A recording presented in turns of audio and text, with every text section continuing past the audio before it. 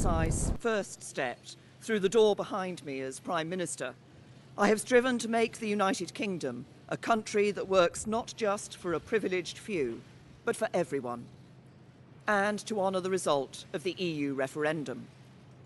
Back in 2016, we gave the British people a choice.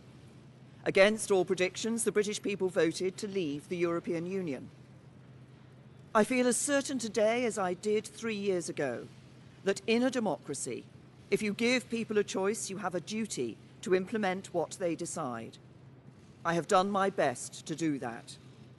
I negotiated the terms of our exit and a new relationship with our closest neighbours that protects jobs, our security and our union. I have done everything I can to convince MPs to back that deal. Sadly, I have not been able to do so.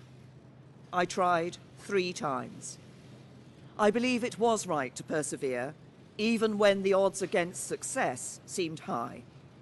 But it is now clear to me that it is in the best interests of the country for a new Prime Minister to lead that effort.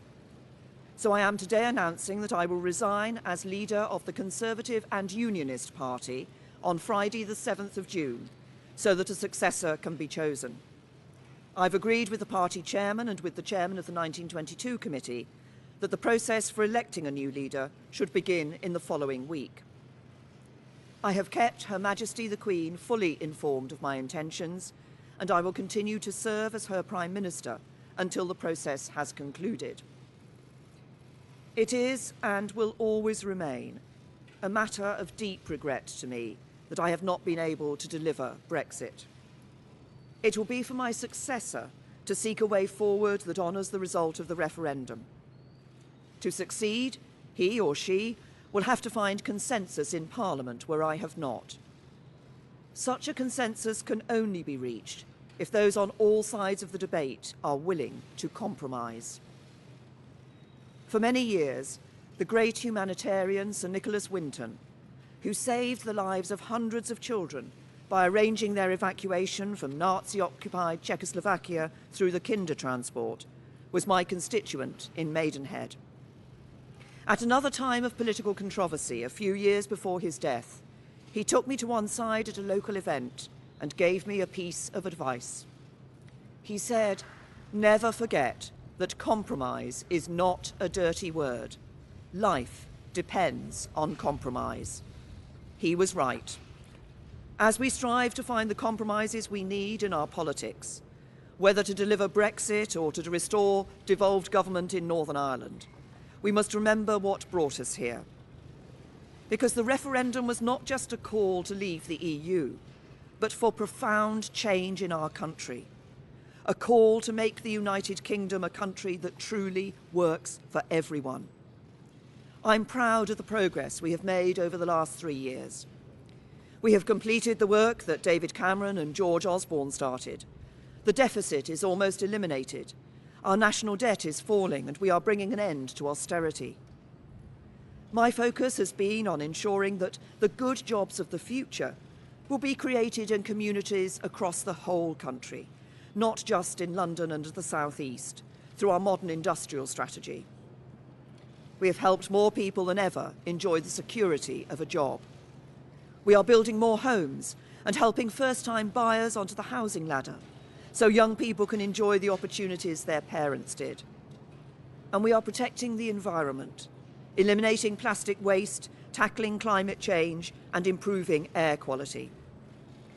This is what a decent, moderate, and patriotic Conservative government, on the common ground of British politics, can achieve, even as we tackle the biggest peacetime challenge any government has faced. I know that the Conservative Party can renew itself in the years ahead, that we can deliver Brexit and serve the British people with policies inspired by our values.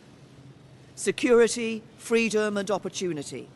Those values have guided me throughout my career. But the unique privilege of this office is to use this platform to give a voice to the voiceless, to fight the burning injustices that still scar our society. That is why I put proper funding for mental health at the heart of our NHS long-term plan. It's why I'm ending the postcode lottery for survivors of domestic abuse. It is why the race disparity audit and gender pay reporting are shining a light on inequality so it has nowhere to hide. And it is why I set up the independent public inquiry into the tragedy at Grenfell Tower, to search for the truth, so nothing like it can ever happen again, and so the people who lost their lives that night are never forgotten. Because this country is a union, not just a family of 4 nations, but a union of people, all of us. Whatever our background, the colour of our skin, or who we love, we stand together, and together we have a great future. Our politics may be under strain, but there is so much that is good about this country, so much to be proud of, so much to be optimistic about. I will shortly leave the job that it has been the honour of my life to hold. The second female Prime Minister, but certainly not the last. I do so with no ill will, but with enormous and enduring gratitude to have had the opportunity to serve the country I love.